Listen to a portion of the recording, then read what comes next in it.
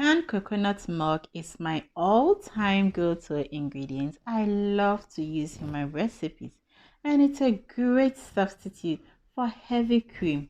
In this video, I'm using a leftover canned coconut milk which has been in the refrigerator for 2 days, and it's a full-fat coconut milk.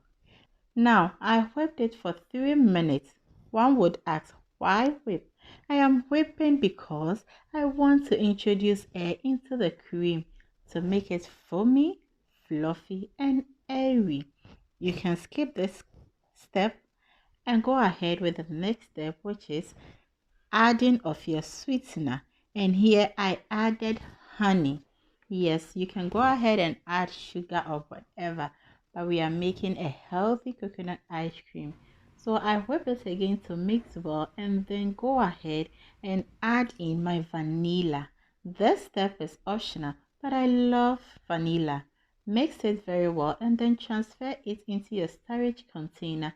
Cover with a rubber to minimize it from crystallizing. Pop it into your refrigerator and kindly subscribe if you're enjoying this video. Then hit the like button since this video is helpful.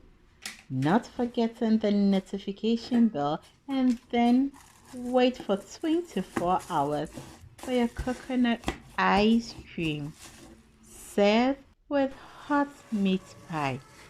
You are welcome to this channel, Yummy. My name is Yummy Cash, and if it's interested to join this channel, go ahead, hit the subscribe button, hit the notification icon, and don't forget to give me a big thumbs up if this video was helpful. Thank you so much. I'm going to see you in my next video. Cheers.